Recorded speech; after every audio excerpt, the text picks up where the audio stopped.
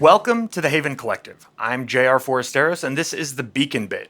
Today we're talking about the parable of the day laborers in Matthew chapter 20. And if you haven't read that parable this week, I would encourage you to go back and read it before we have this conversation. You can find a link to the passage in the description for this video. Last week, we talked about how difficult it would be to be those first set of laborers that got hired to work the whole day, even though they got paid what they had agreed upon, to watch all of these other people who were hired later in the day get the same wage.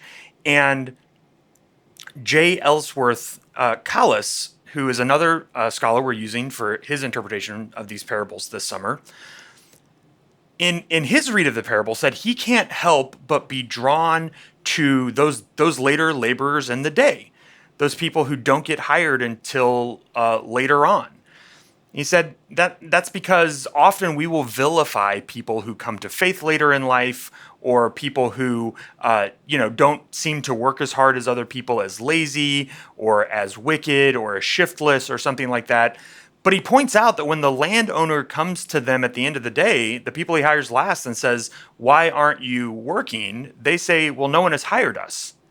He points out that they want to work. And then he sort of riffs, and he points out that in his experience, and I think our counseling professionals among us will tell us this is true as well, like, people don't want to be bad. Right? People want to flourish. People want to live healthy lives. People want to contribute to their homes and to their families and to their communities.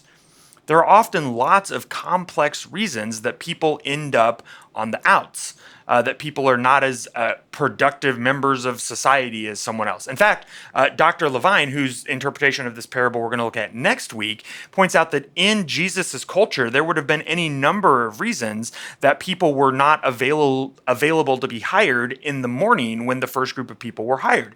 They could have been siblings who were caring for sick parents, or they might have been coming from a neighboring village where there was no work, just kind of coming to this village hoping that someone would be able to hire them for the day. So even though we have a tendency in our culture to villainize people who are still standing in the square looking for work later in the day, Dr. Kallis and Dr. Levine both point out that that's assumption on our part, that actually most people want to be healthy, most people want to flourish, most people want to live holy lives.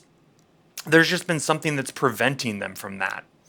And so when we get to the end of the parable and we see these people who have been working all day, maybe those people who came to faith early in life, or who have been diligent and faithful contributing members of society, right? Whatever the metaphor is that we're imposing on this parable, when they receive their just reward, and then they see these other people who came to work later in the day receiving the same reward, the desire to envy them, right? To say that I'm not being treated fairly for getting what I deserve, is because I see a separation between me and them, right? I represent me and my household and my people, and they represent someone else, another family, another household, maybe even another village, right? And so I don't like that they are getting things that I am not. I am treating the world as something that is full of limited goods, so that their gain is somehow my loss. Again, even though the landowner points out, I got what I was promised, right? I was treated fairly. What's happening here is grace, is people getting what they need to survive, which is a day's wage, right? In a subsistence economy, a day's wage was necessary for everyone to have what they need to survive. And so everyone is being given that. And the only reason I'm upset about it is because I see a separation between me and them, between us and them. If I can expand my imagination to include those people who are hired later in the day as part of my circle, my us, it's a lot easier for me to celebrate their wins in the same way I celebrate the wins of people in my household or my friends, right? Their gain is not my loss, because they and me are we, and it's our gain. So again, this is a parable that challenges us to be radically inclusive. And I think that's hard for us. particularly when we get into the details of it, which is what we're going to do on Sunday in our beacons. So when we gather, I look forward to having this conversation with you. Until then, grace and peace be with you.